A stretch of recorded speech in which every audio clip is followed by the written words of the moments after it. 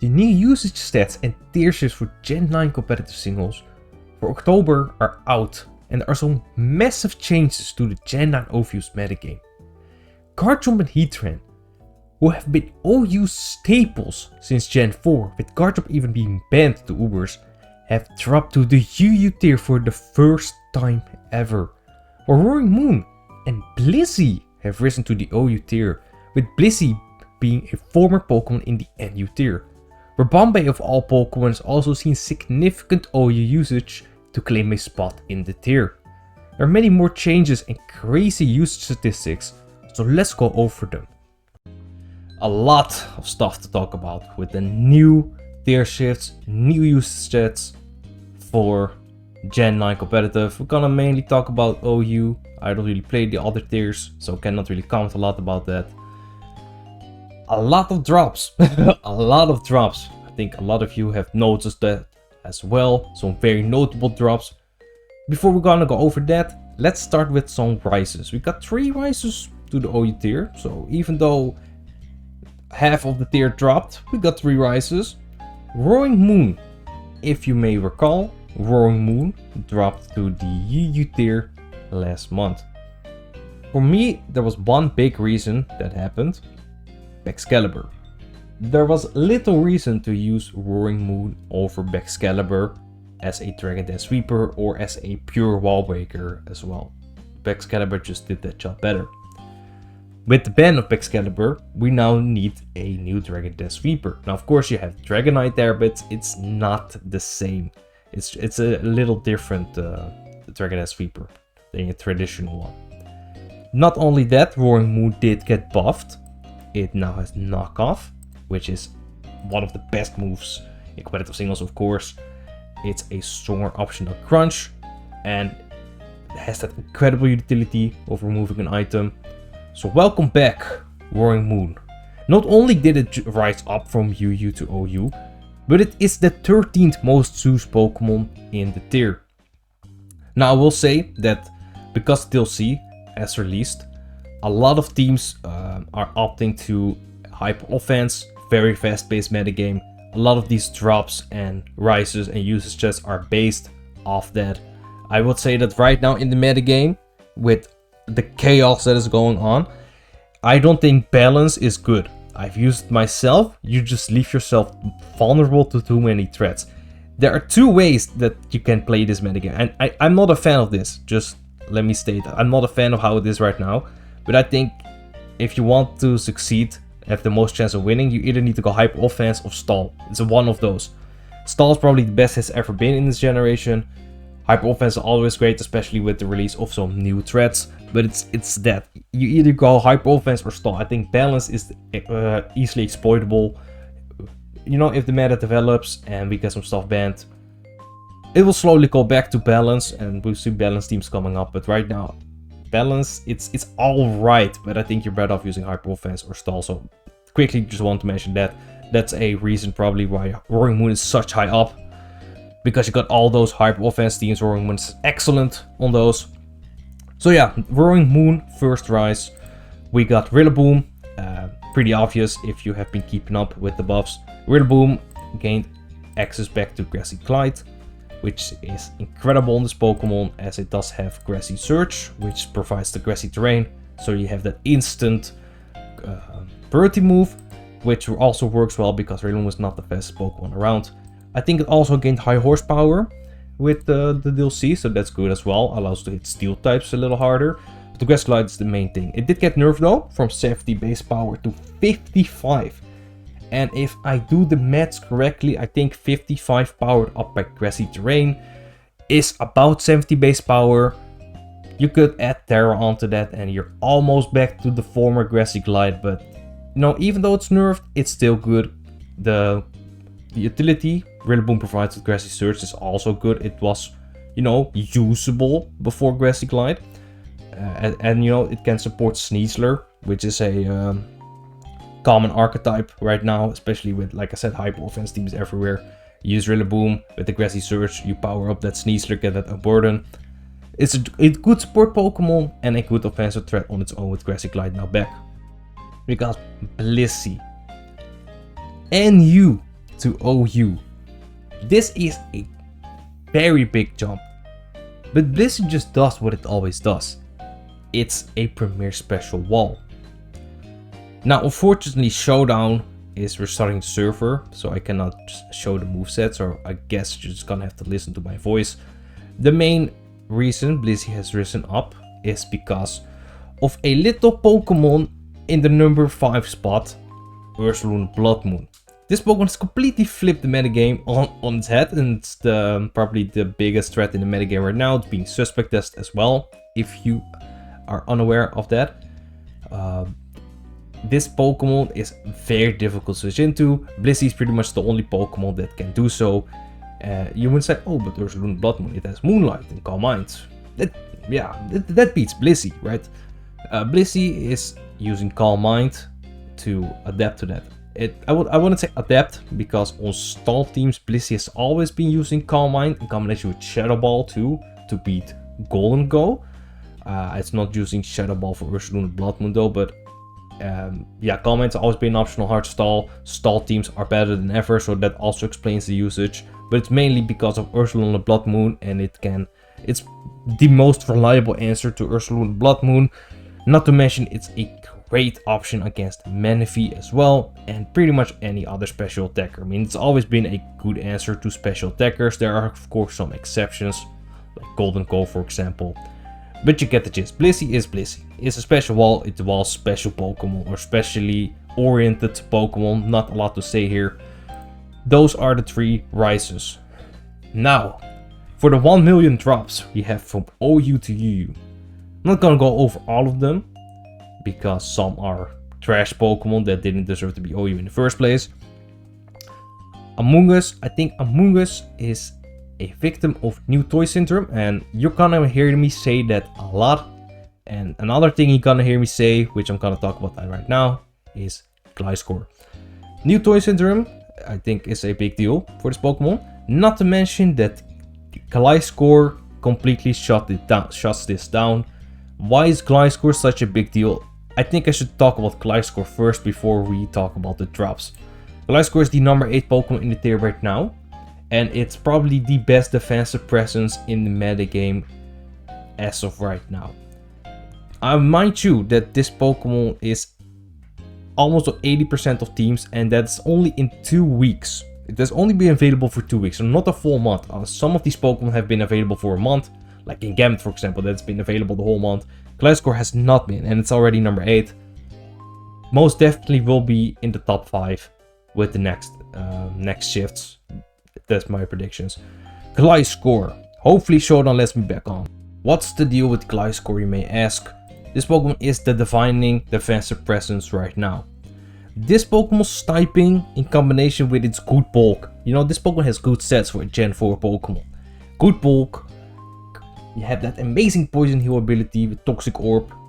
Great defensive typing. Incredible utility. Gliscor is one of the best defensive Pokemon because you cannot wear this boy down. Toxic Heal or Poison Heal in combination with Toxic Orb is great passive healing. With Protect, which is probably a staple on this Pokemon since it has lost Roost. You heal 25% of your health for pretty much free. With Toxic Orb being your item slot and poisoning yourself, you cannot be crippled by any status. You cannot be crippled by knockoff. This Pokemon is immune to spikes. It does take neutral damage from Stealth Rock, but spikes right now are the best hazard in the metagame. Probably the first time over Stealth Rock since it has been introduced. In my opinion, at least, I think a lot of people would agree. This Pokemon has incredible utility options. You have Toxic, you have Knockoff. You know, you got Toxic Spikes. You saw that right there. Toxic Spikes, although not used a lot. You got Spikes. You got Knockoff. Where's Knockoff? You got Knockoff. You still have U-Turn. This Pokemon has pretty much any utility move you would want. With Earthquake, Toxic and Protect, you can beat a lot of Pokemon one-on-one. Offensive Pokemon, defensive Pokemon, it does not matter. Now, with Gliscor out of the way, let me go back to my original point. Among Us. Like I said, in Toy Syndrome, and it's also walled by Gliscor. Gliscor does not care about grass or poison moves. It cannot be spored because it's already poisoned. Hence, Amoonguss. Azumarill. Azumarill as an offensive water type is just outclassed by a lot of the other... not a lot of the other Pokemon. Look at number 6. This Pokemon is completely immune to water moves and it's a way better offensive physical water type than Azumarill. Azumarill is very dependent on Priority Aqua Jet to sweep teams. Ogerpon Wellspring, being as common as it is, immune to water moves. It easily beats Azumarill one-on-one. And why would you not choose Ogerpon Wellspring over Azumarill? That's just a big question. Azumarill has also been quite low in usage as of the recent months, so it's not a very big drop or anything. It was also UU in past generations, so not the most surprising. Chandelure hasn't really been OU. Clodsire, I think, is the same reason Amoonguss. It's a victim of New Toy Syndrome, and it's also I wouldn't say outclassed, but overshadowed by Gliscor and also walled by Gliscor. Gliscor walls this Pokemon forever. It comes in forever on this Pokemon. Gliscor is also just a better ground type overall, which is a big deal because Clodsire is also a ground type, obviously. Although I don't think Clodsire is bad by any means. This Pokemon, its especially defensive bulk is still superior to that of Gliscor. Unaware and Water Absorb, great abilities to shut down pretty much anything. Unaware is great for specially offensive threats that want to set up on you. Water Absorb allows it to shut down pretty much any water type in the metagame. Rain Teams also on its own, it can shut down Rain Teams pretty much on its own. It still has incredible utility with Spikes, Stealth Rock, Toxic. Not to mention it also shuts down Walking Wake, Manaphy, which is a big deal in the metagame. You know, it doesn't match up that well against Ursula Blood Moon, but it can do a little something against it. Clodsire, it's just a matter of New Toy Syndrome. I'm certain that this Pokemon will rise up back to OU. Conkeldurr, Groudon, shouldn't that be surprising? Cresselia, I'm also not surprised about. I mean, it was never an OU staple, it just was benefiting from the meta at the time. I would also say that if you're looking for a bulky Seto Sweeper, you are better off using Ursula Blood Moon or even Manaphy on the screens. I don't think Cresselia gets the job done as well. Diplin is not a real Pokemon. Fenson, not DPT, I think that's what it's called. If you know, you know, this Pokemon's stats are just complete trash. Then we have the king, Mr. Garchomp, an OU staple since Gen 4. Now obviously it was banned in Gen 4, but incredible Pokemon since its introduction. I don't think we need to talk about what makes Garchomp great, but we have to talk about why it's not great anymore. Now, if you have been keeping up with the stats and everything, this was a long time coming, you probably expected it. You know, the fairy types in the metagame and Garchomp's stats are just outclassed. That's all I can say. Its stats are not impressive anymore. I mean, back in the day, this was a big deal, especially that 102 base speed gets jump on many of the 100 base Pokemon.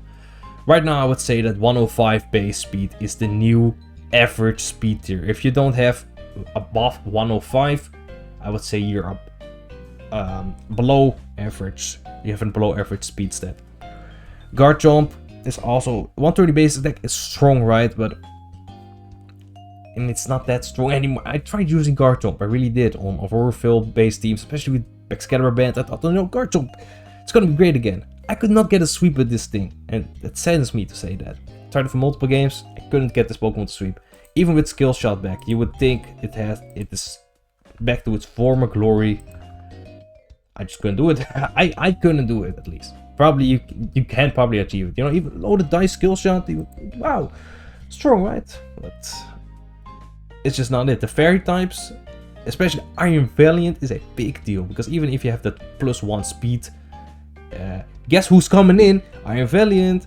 and now you're forced out. So bye bye.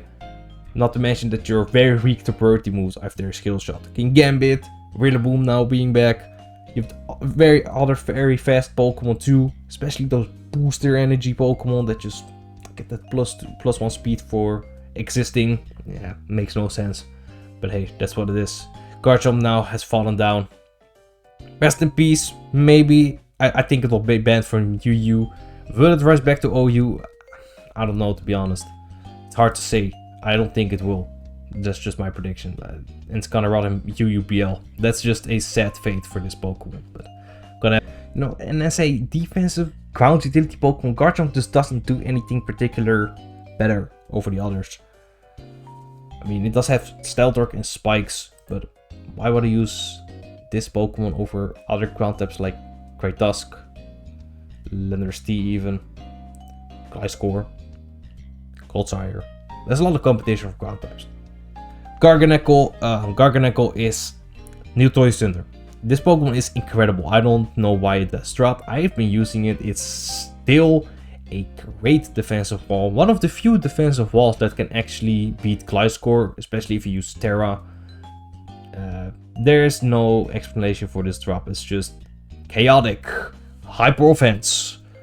So people, you know, it's just chaotic, like I said. Heatran, just like Garchomp, OU staple since Gen 4. One of the best Pokemon in Gen 4, one of the best Pokemon in Gen 8 too. That was last gen. It did get nerfed with its reintroduction. It lost Toxic and it lost Eruption, which means offensive sets are pretty much a no-go. Toxic allowed to heavily cripple incoming water types, which are a great switch into this Pokemon, of course. But it could beat those with Toxic. Now it doesn't do that as well anymore. This Pokemon also, its typing has finally caught up with it. Now, Steel Fire is a great defensive typing. The problem is that it's weak to many of the common attacking types. Let's take a look at this. Weak to ground, 4 times weak to ground, mind you. Look at how many ground types are in the meta. Look at this, just the top 10. Great Tusk, Gliscor, Ursalon Blood Moon. If you count Clodsire not dropping and Garchomp, those are 2 more. Tinglu, Landorus T right there. Those can all force a Heatran out. It's also weak to fighting. Look at number 2, number 3 fighting types. It's weak. Oh, and Zamazenta also right here. It's weak to water. Look at number 6. Look at number 16. Look at number 18. Just there's too many typings that this Pokemon is weak to and that are very common in the metagame right now. And that's a problem. Just its typing has gone on with it. Will Heatran rise up back to OU? Honestly, if the meta stays like this with all the ground and water types and fighting types, probably not, to be honest. That's what I think, at least. But hey, it will probably be good in UU. Inferno is not of your Pokemon, George is not your Pokemon. Comma O was not OU as well, so I'm not really gonna touch on that. Mamoswine, Mandibuzz. Mandibuzz is an interesting one. Mandibuzz is an interesting option because when it got introduced and it still learned Defog, I thought, oh, surely a Defogger that can beat Golden Go. Then I realized that even though it has the type advantage, it does not beat Golden Go reliably. It's just too weak to beat Golden Go. So even though it has the type advantage, Knockoff and Foul Play don't get the job done. I mean, it's not bad against it, but it's also not good.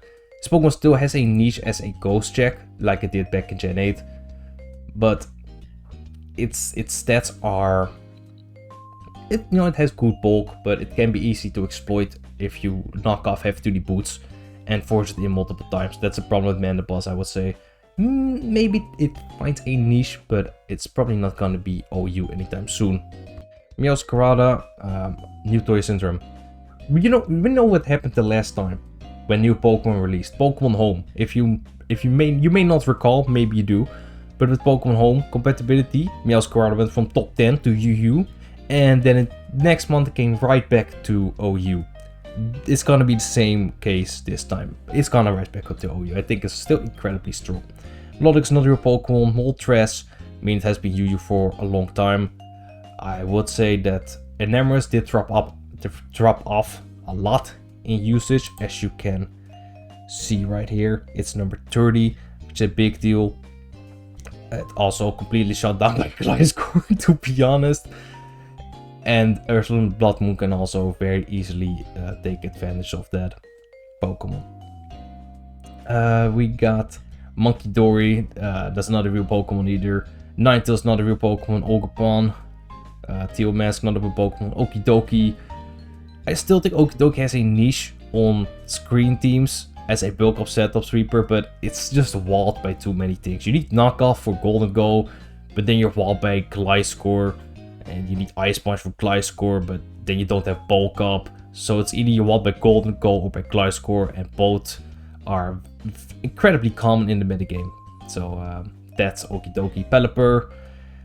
I mean, Rain and Sun teams always have the tendency to drop down and rise back up the next month.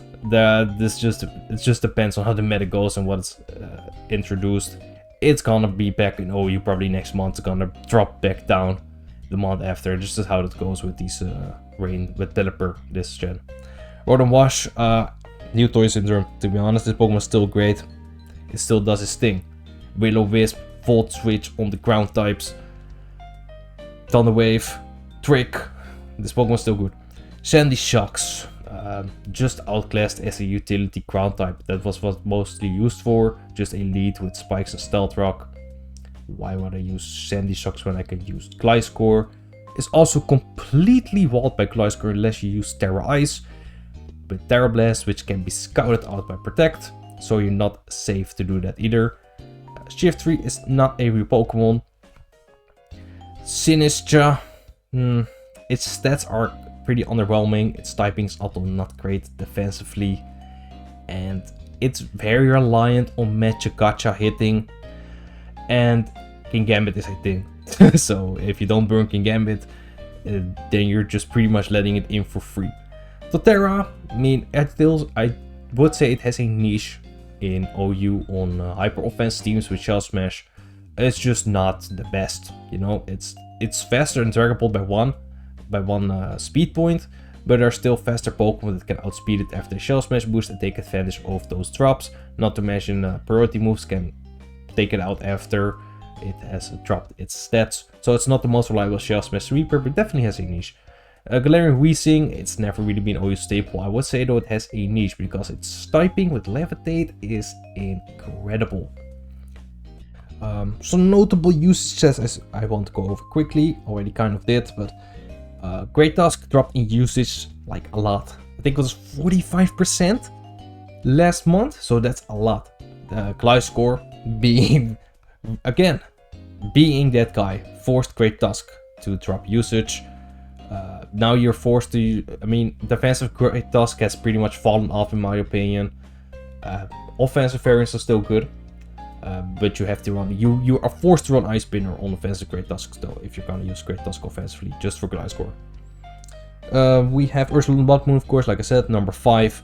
Oakbomb Wellspring at number 6. Iron Moth being number 7. Now this is very much because of those drops. If you look at the Pokemon that have dropped, Garchomp, Garganacl, Heatran, Clodsire, those are all very good checks or counters to this Pokemon. Those are pretty much non-existent because, you know, they dropped the UU, obviously. So, guess who is here taking advantage of that? Iron Moth. Cinderace, number 10. Now, if you have been watching me for a while, you know my strong opinion on Golden Go and Good as Gold, and that is just pretty much shaping the metagame into hazard stacking. Also another reason why Gliscor is so good. Cinderace, I feel like I'm forced to use Cinderace on a lot of my teams just to have a reliable way to remove hazards. And I think a lot of people feel the same. Maybe not forced, but that's why Cinderace is so high up. It's one of those Pokemon that can remove hazards quite reliably and actually punish those hazard stacking teams. Don't think that's a surprise to anyone, to be honest, that Cinderace is as high up as it is. Glimmora, number 11. Hyper offensive meta, hazard stacking, Zamazenta, because number 12, that's also because Hyper Offense. Ogerpon Heartflame made it to number 14, even though it was banned quite quickly. We got Clefable. It's still holding on in the OE tier, but not a top 10 Pokemon like it was back in the glory days. Zapdos dropped from top 10 to number 21. Hisuian Samurott, top 5 now, number 23. There are just more reliable spike setters in the metagame. Gliscor comes to mind. Look at number 25, Ribombee. I would say that sticky web teams might just be better than they have ever been. And well, could you guess why that is? Because of this boy.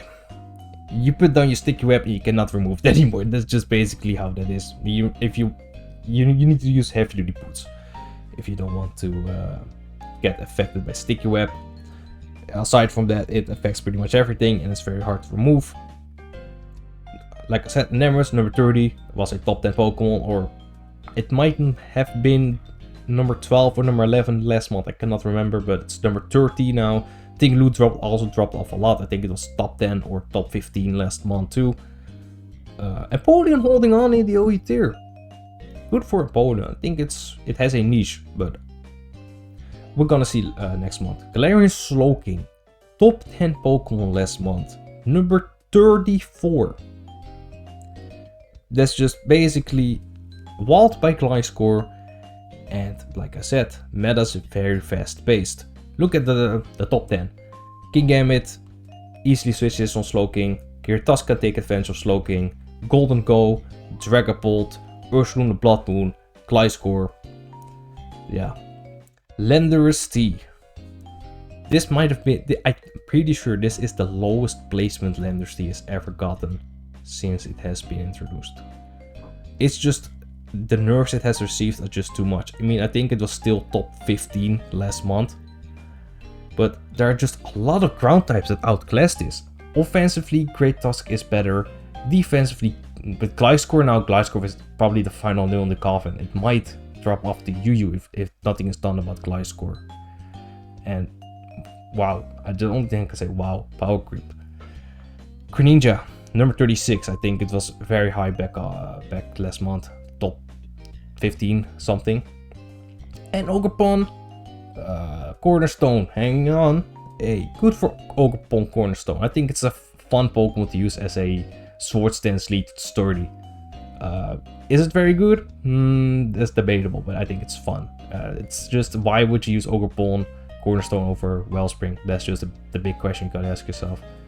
Those are probably, this feed is probably very long, but those are the tier changes and usage sets for October.